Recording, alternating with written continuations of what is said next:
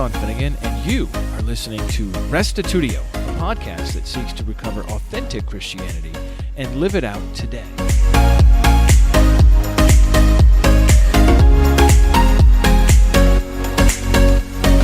This episode rounds out 3 sessions focused on physics. So if you love physics, enjoy this last episode. If not, we're moving on to talk about evolution starting next week, and biology and chemistry and all that exciting stuff. Today, we're learning about the incredibly precise conditions required for life to exist in our universe. From the strength of gravity to the properties of carbon or water to the beauty of math and the stars. Pastor Will Barlow enumerates several key ways in which the cosmos is finely tuned to support life. Next, he covers several of the common responses atheists put forward to explain this incredible precision. He briefly responds to each before concluding that the God hypothesis fits the best. Here now is episode 466, part 8 of our Scripture and Science class, Fine Tuning with Will Barlow.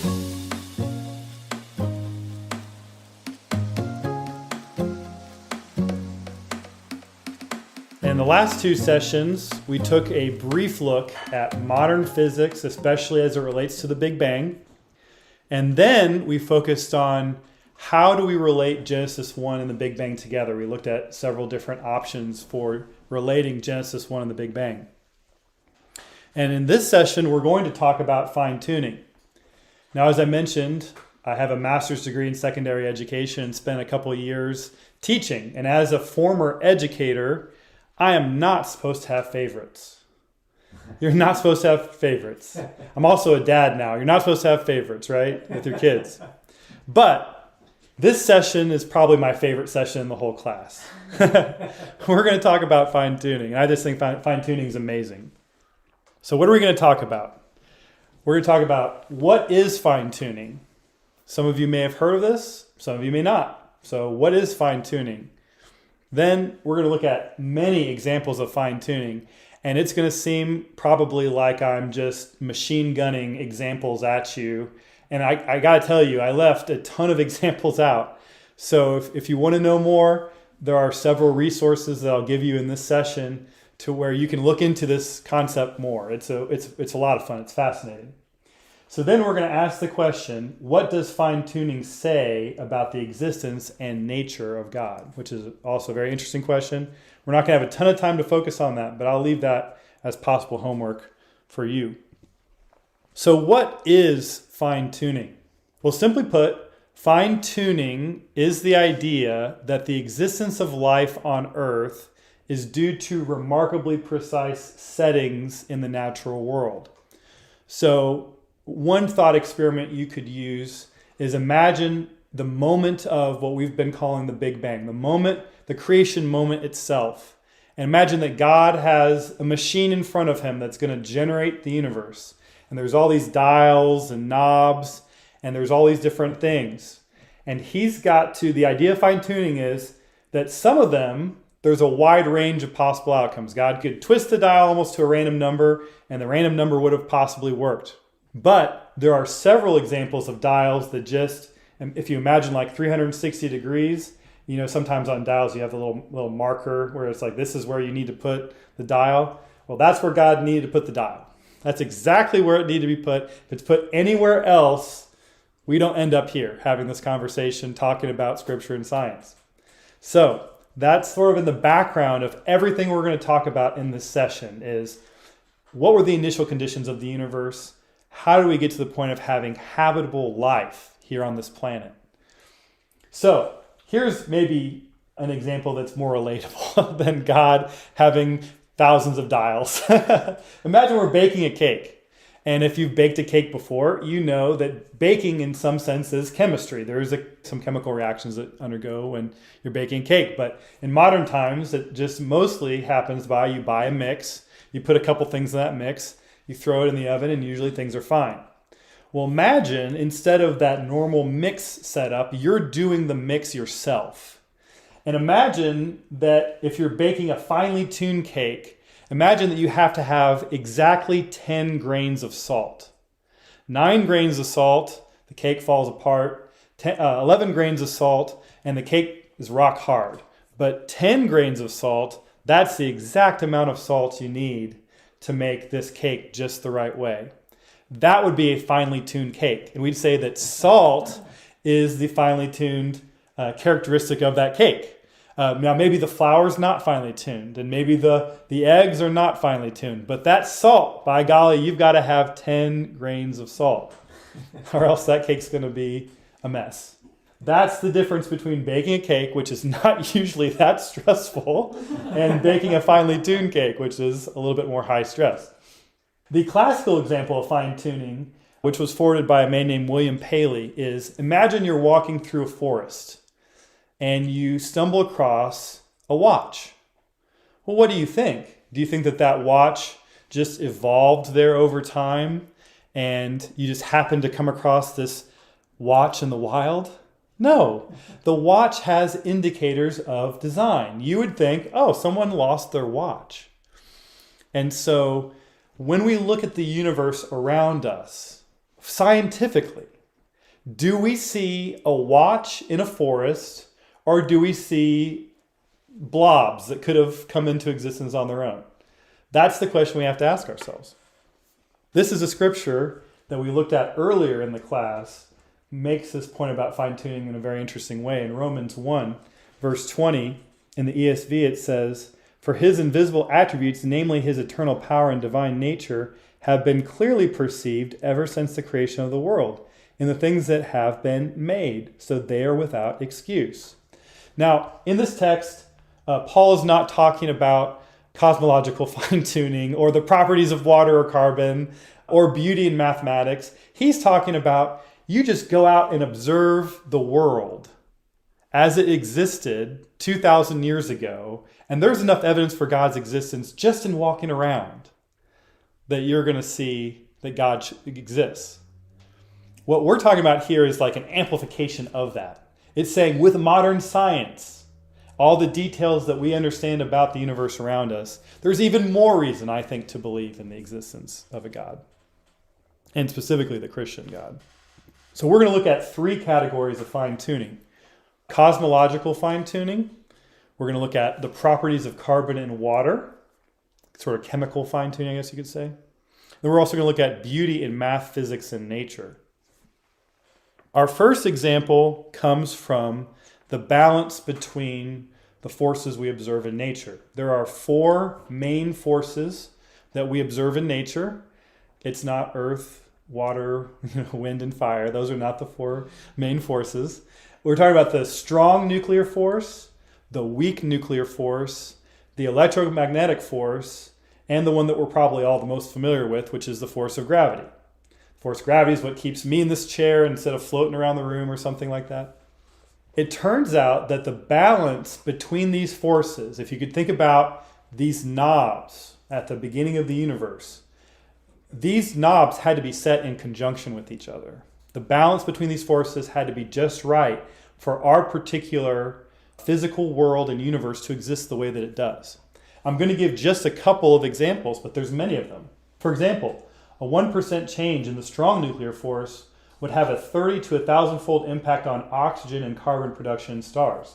So if you move it a little bit one way, you end up with all oxygen. You move the other way, you get all carbon. You don't get the right balance that you need for life. This one is also interesting to consider. Small changes to gravity would make large life impossible. So imagine if gravity was slightly more impactful than it is right now. Then like giraffes couldn't exist because they couldn't pump blood to their brains. And so it's just amazing to think about how these forces are balanced together. The balance between gravity and the electromagnetic force allows for gentler yellow stars like our sun. If they were slightly less balanced, you'd end up with only stars like red dwarfs, for example, that would not be hospitable to life.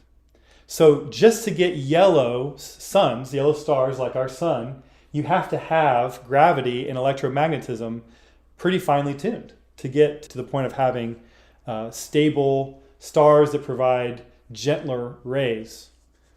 Here's a great quote from a physicist named Martin Rees. He's not a Christian, He's a skeptic. And he says the expansion speed, the material content of the universe, and the strengths of the basic forces seem to have been a prerequisite for the emergence of the hospitable cosmic habitat in which we live. So this is evidence from someone who disagrees with some of our worldview as Christians. And he's saying, look, there are things about the universe, including the strengths of the basic forces, as we've already talked about, that seem to have been prerequisite for the emergence of hospitable cosmic habitat in which we live. So this is great. We have a skeptic saying, yes, this is what it appears to be. Now, there are answers to fine-tuning, and we'll get to those answers to fine-tuning. Why doesn't fine-tuning lead everyone to believe in a God? Well, we'll get to that later in the session. So that's a little bit about the balance between the forces. My second example on cosmological fine-tuning is the balance between other quantities. The first one is the proportion of hydrogen converted to helium. If the proportion was slightly off one way, you end up with too much hydrogen. You go the other way, you end up with too much helium, and then you don't get the advanced fusion reactions that you eventually need in supernova that you need for bigger stars, denser stars, and then eventually get you to planets and that sort of a thing.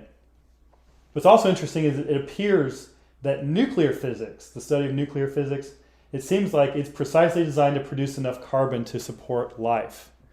Carbon is incredibly important, as we're going to see later in this session.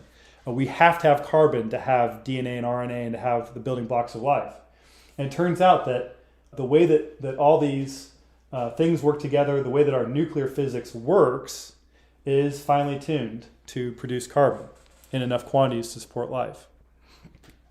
And again, as an aside, and we've talked about a lot of things so far, but none of these things had to be this way. There's lots of possibilities. There's nothing, we haven't found any guardrails in science that says, hey, these things had to be within this little tiny range instead of what looks like an infinite number of possibilities. There's not a lot of guardrails out there on these things, scientifically speaking. So that's just very interesting. These are not light examples. These are very weighty. How about the existence of supernovas? We've talked about how over time as the universe expanded, it appears that stars were very light and that over time they eventually supernovaed, and that massive amount of energy led to new elements being formed, provided the ability for these chemical reactions to work in space, and eventually you get to heavier and heavier stars, and then eventually you get to planetoids and asteroids and things like that. Well, the existence of supernovas is directly responsible for that. That's what leads to second and third generation stars, and those are the stars capable of supporting life and producing the elements that we need. We need a ton of different elements on our Earth to support our function, to support any other life function. I think there's like 27 essential elements that we require to survive. And to get those elements, to fill out that periodic table of elements, you've got to have supernovas. So that seems to be finely tuned. This is a wild one. There's a very specific variable that scientists call the phase space volume. And it appears to be finely tuned to 1 part in 10 billion to the 123rd power. So that is 1 followed by 10 to the 123 zeros. I don't even know how to put that number in perspective for you. There's no way to make that number make sense. In colloquial English, it's impossible for this universe to exist the way that it did without fine-tuning. That dial for phase space volume, there was one spot in 10 billion to the 123rd power. There was one spot, if you think about like a circle and splitting it up to an infinite basically number of spots, there was just one tiny little notch that could have worked for that specific quantity. Another thing that's really interesting is the expansion rate of the universe seems to be perfect for life. We've talked about how with our Big Bang model, the universe expanded and it cooled. Well, at some point, it started accelerating its expansion again. And that's important because if it hadn't done that, our universe would have headed for what they call a big crunch. It would have collapsed back in on itself. And so because of that mechanics, scientists have postulated the existence of something called dark matter and dark energy. So the expansion rate has to be just right because you have to get, like I said, you have to get these dense pockets of elements, you have to get these dense supernovas, you have to have nebula, you have to have all this stuff happening. Then eventually this stuff spreads far enough apart out, and eventually the gravity would make it come back together. You would think it would make it come back together, but there seems to be something pushing further out and expanding it further. Well, even though we haven't observed directly dark energy and dark matter, and there may be theoretical restrictions on that, the amount of dark energy that we postulate in physics appears to be fine-tuned to 1 part in 10 to the 120th power. So in other words, I'm trying to explain to you what this is trying to say is the expansion rate of the universe is absolutely perfect. It's perfect to get life. If it were any slower in the beginning, you crunch back together. If it's any faster, you don't get the high energy collisions you need to get supernova, to get heavier elements, and you end up with just this hydrogen helium universe that's just gas, no life. So the expansion rate of the universe is absolutely perfect. This example is probably a little more relatable. Let's talk about Earth's place in the universe specifically, both in our solar system and in relationship to the Milky Way, our galaxy. Well, it turns out that the size of the Earth is perfect to support life. We talked earlier about gravity, how the force of gravity is just right to support the variety of life that we see. But if you could imagine, for example, if Earth was the size of Jupiter, much, much bigger, even with gravity, the constant, the way that it is, I'd be doing this number in my chair.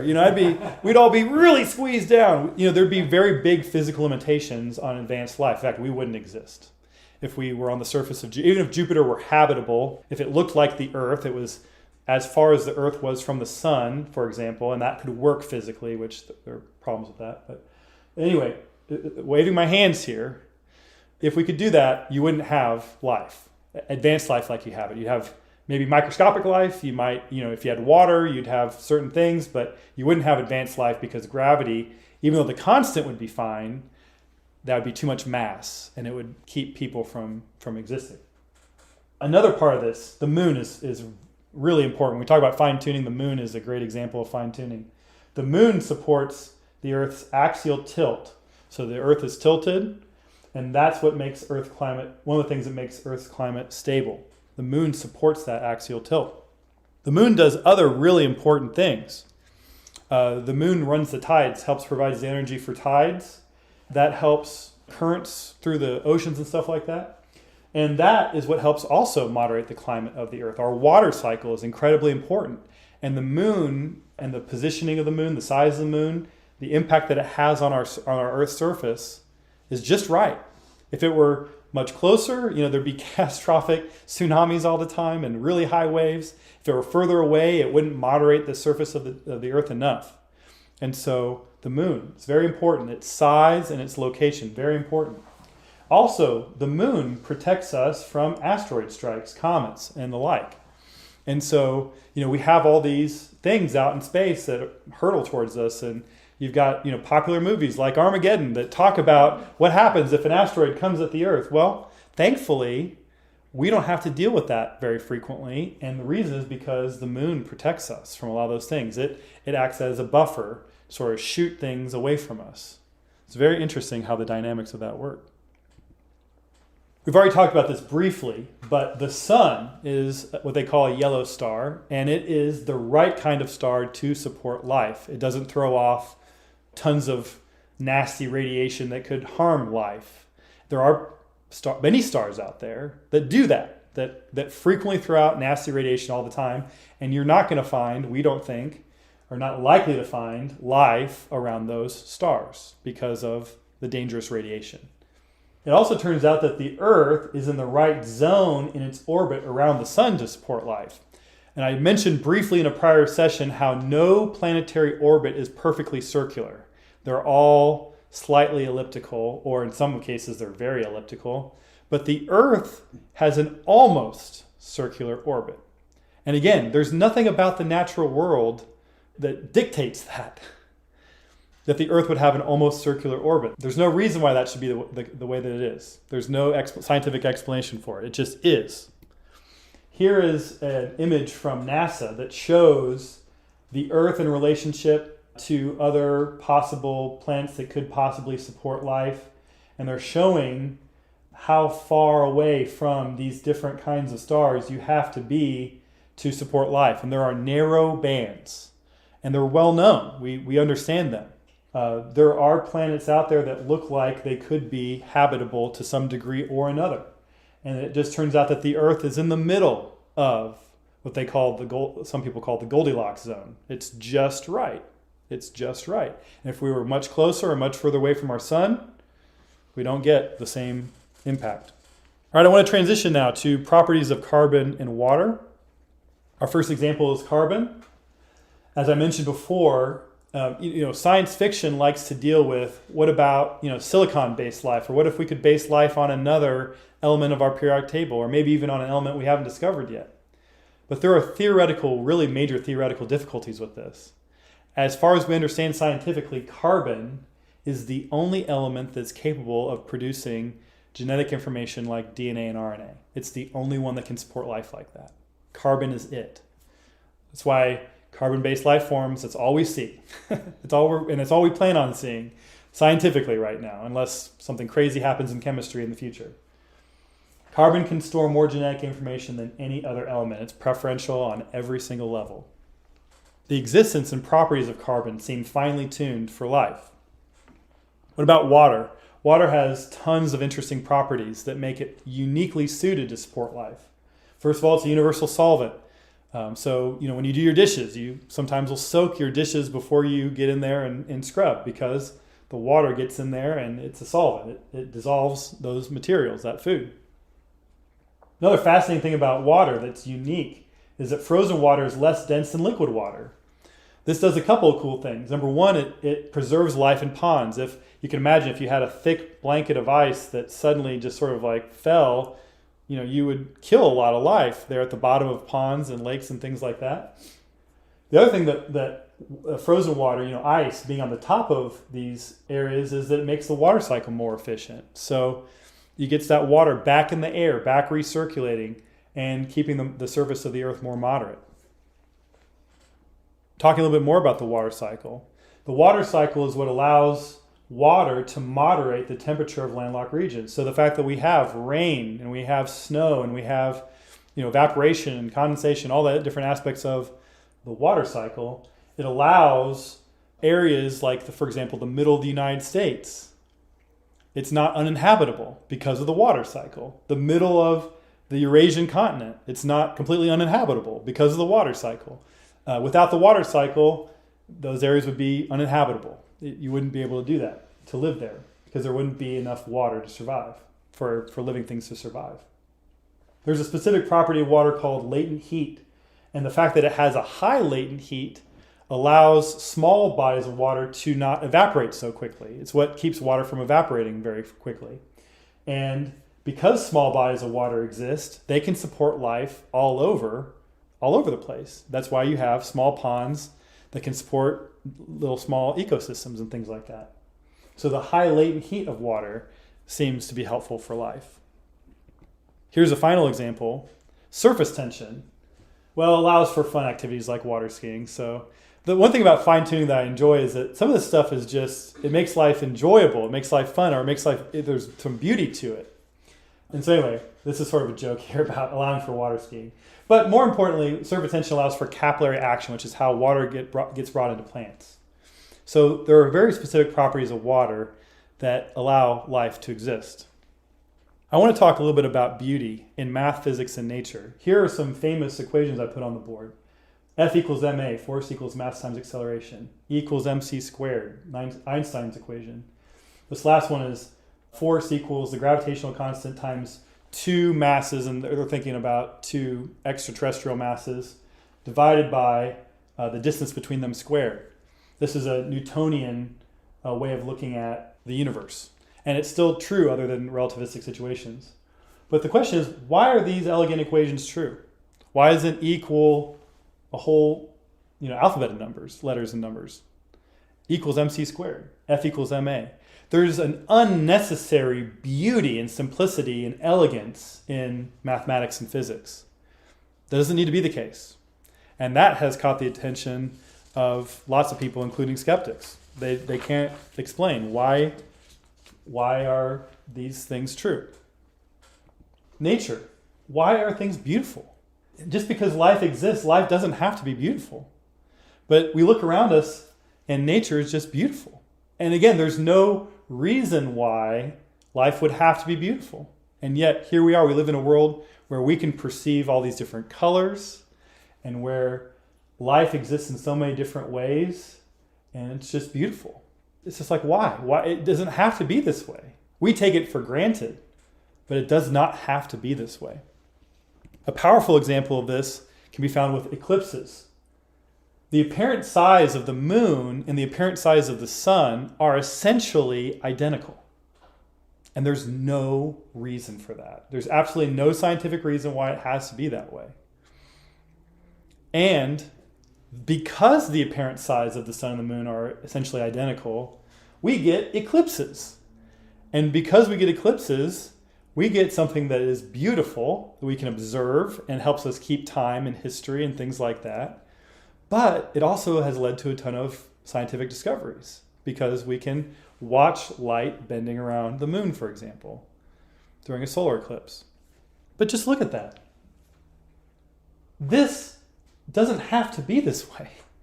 There's nothing about physics that requires a habitable sun and a habitable planet and a moon that's helping that habitable planet for the apparent sizes of that moon and that sun to be the same. There's no reason for that. It doesn't happen on any of Jupiter's moons. It doesn't happen on any of the other moons we observe. It happens to our moon. It's just beautiful. And there's no reason for it. At the end here, I want to talk about how do atheists respond to fine-tuning. If fine-tuning is so powerful, then why isn't everyone a theist? Why doesn't everyone believe in God? Well, there's a couple of responses. We're going to be brief here. And if you want to research this more, I'll give you some good places to look. But the first response is the weak anthropic principle, which is what Richard Dawkins uses.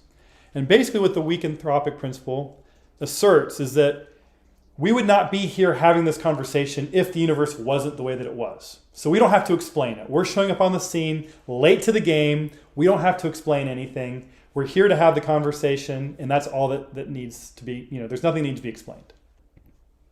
Christian scientist Stephen Meyer says, in response to this, in essence, the weak anthropic principle wrongly asserts that the statement of a necessary condition of an event eliminates the need for a causal explanation of that event.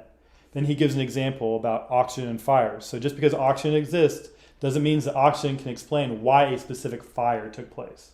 So he says oxygen is a necessary condition of a fire, but saying so does not provide a causal explanation of the San Francisco fire. Similarly, the fine-tuning of the physical constants of the universe is a necessary condition for the existence of life, but that does not explain or eliminate the need to explain the origin of fine-tuning. So what are other responses to fine-tuning? Victor Stenger is a physicist. Richard Dawkins is a zoologist atheist. Victor Stenger is a physicist atheist, and he attacks fine-tuning from several different directions. He argues that carbon, for example, is a natural consequence of the scientific order. But then he flips fine-tuning on its head and he says that because what we know about fine-tuning, most of the universe is uninhabitable. We talked about the Earth being in the Goldilocks zone and being in the right place for this and the right place for that. Well, maybe the universe isn't as fine-tuned as we thought because we should see life everywhere if the universe is finely tuned, according to Victor Stenger, but we don't. So maybe it's not as finely tuned as we thought. So how do we respond to Stenger? We can say that carbon still came from nuclear reactions as given by the conditions of the laws of physics we have. And like I said before, what we know about physics, what we know about chemistry, is that it could have been very different.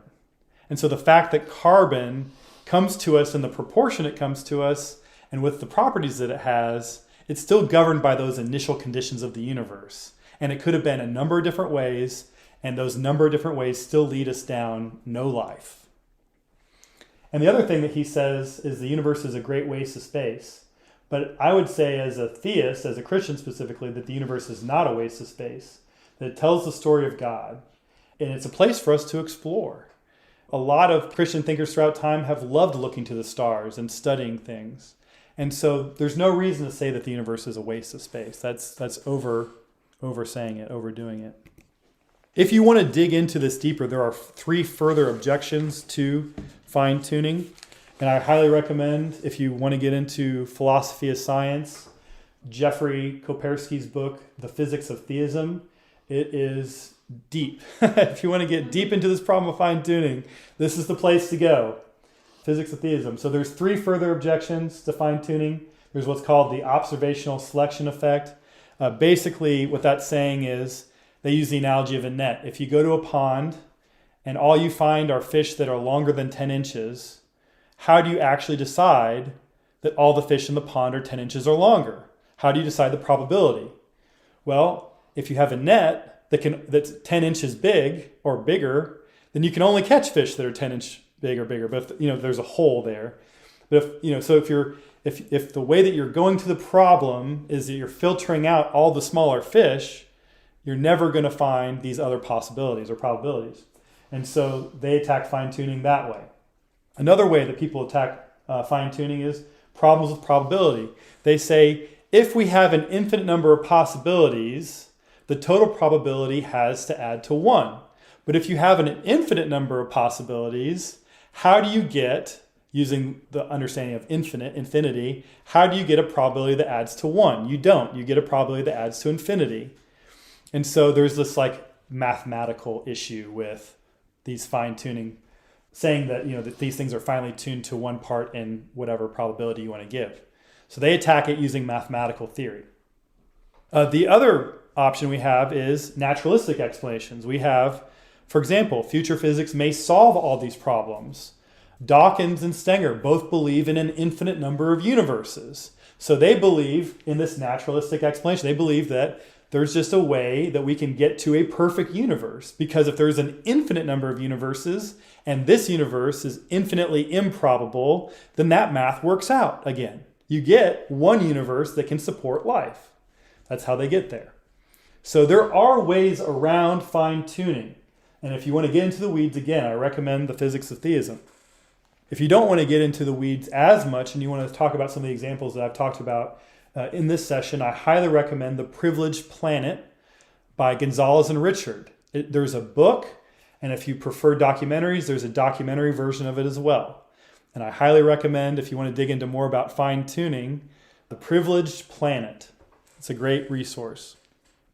So as we conclude our session on fine-tuning, what does fine-tuning say about the existence and nature of God?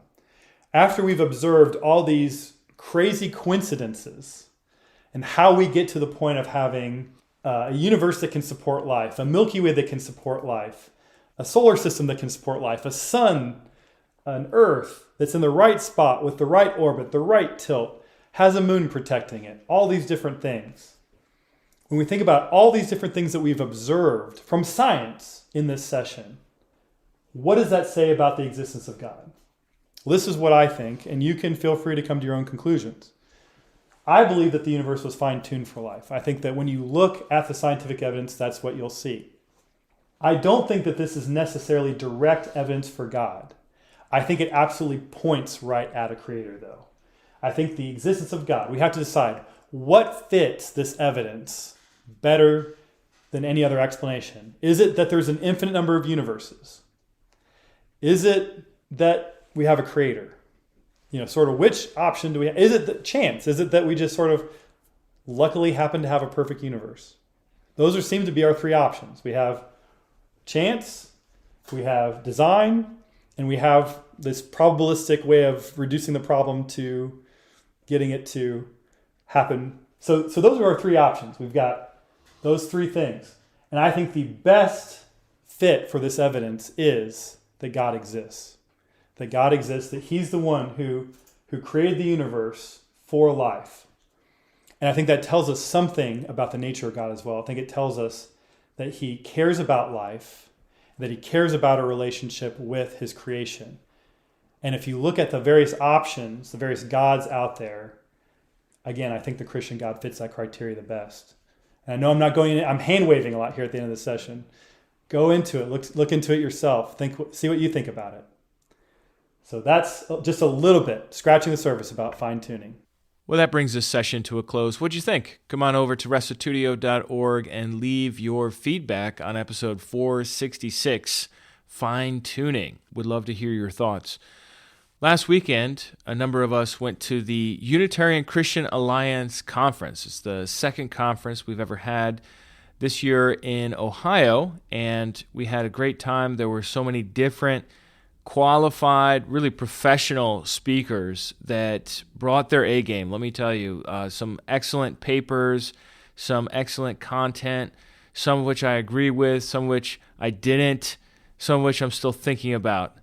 And those presentations will be out on YouTube, but on a delayed schedule. We've actually got a couple of months before those videos are fully processed and produced, and then they'll probably be released. My guess would be once a month or so, so maybe some time before you get access to them. All the more reason to come in person.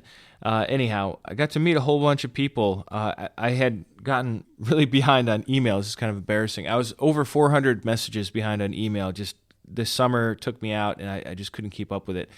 So I was trying to dig myself out, which I, by the way, never successfully did all the way, and came across an email by a guy that I actually met during the conference, which was hysterical. So I replied to his email and didn't realize that I had met the man in the flesh, and got to meet a couple of others as well that have listened to the podcast, but I haven't met in person before. So it was just a really cool time to meet some people and get to know a bunch of people that really just recently came to a Unitarian understanding of Christianity based on their own investigations, which is always exciting. It's always exciting to meet people who are courageous investigators, who are willing to take the risk to ask the hard questions and then follow the truth wherever it leads. I presented a paper called The Key of Truth, a Monument of Arminian Unitarianism. And this is a project I had worked on at great length months and months ago. Really, I think it was actually due in the summer, which seems both cruel and unusual, just as a side point to a conference that's not until the fall. But I digress. This is a document, The Key of Truth, which is a book found in the 1830s, 1838. It was discovered by the authorities. I'm not sure if they were the church authorities or the government authorities in Armenia, Russian-speaking Armenia, and this group was Unitarian. And so the question is, well, where in the world did they come from? Were they always just there? Were they a new group? When was this book written? And so I dive into a lot of that in my paper on the subject, which I have posted. So, even though the presentation is not available, the paper is. And I do have to mention, there is a significant difference between the paper and the presentation for this year. Typically, the paper will just give you more information than any presentation will. But this year, I kind of went a little bit of a different direction with the presentation because I felt free by the work I did in the paper to not really fuss with the dating of the document so much and instead focus on content. So there is actually a good deal more in the presentation that is not covered in the paper, so you have to stay tuned for that. But if you're interested in Armenian Christianity, Armenian Unitarianism, or the book, The Key of Truth, which I also have posted on restitutio.org free. It's a translation from 1898, now in the public domain by Frederick Coningbear, and you can read this book yourself. So if any of you are interested, come over to restitutio.org, and you can find these resources under articles. They'll be on the homepage for a little while, but then as new stuff comes out, you won't be able to get it there. So just check under articles, or you can do a search for Key of Truth and get the inside scoop on this exciting group that pretty much nobody knows about. And if anybody knows anything about them, they think the Key of Truth belongs to a medieval sect of the Paulicians, which it totally doesn't. It never claims that. If you read it yourself, it doesn't read that way. If you do research on the Paulicians, they're a dualist sect, so it has nothing to do with them. It's a 1700s and 1800s group in Armenia who believed biblical Unitarianism, and they suffered greatly for it. I ended my presentation at the UCA conference by making an appeal to any surviving Unitarians of Armenia to tell them that they're welcome and that we would love to associate with them and get to know them and show them hospitality in any way in which we can, because they have been treated so badly, and I do count them as brothers and sisters in Christ who just wanted to go further than the Protestant Reformation. They didn't want to stop with how far Martin Luther and John Calvin went. They wanted to go all the way back to restore authentic Christianity to what we see in the New Testament and not the traditional view of the creeds and the traditions and the centuries afterwards, but all the way back to that first century. So I count them as restorationists, and I'm a restorationist. So, hey, I think we belong together. If any Armenian Unitarians are out there, please reach out. We'd love to get to know you. But back to our Scripture and Science series, just as I mentioned in the intro to this episode, we are done with the physics portion of it, which I personally love physics. Took tons of physics in college, and even though the math got really hard, it was always so rewarding to understand how the universe works. But anyhow, we are going to be shifting gears, and we're going to spend our next 3 episodes looking at evolution. And we're going to look at biochemistry. We're going to look at how evolution and Genesis 1:1 can fit together, and also some scientific problems or objections to evolution, as Pastor Will Barlow continues to be our guide to the subject of Scripture and science, to see what are the different ways that these two can work together, what are the options, and which ones are more compelling. Also, I wanted to mention to any of you who are young adults that we have a big event coming up in January.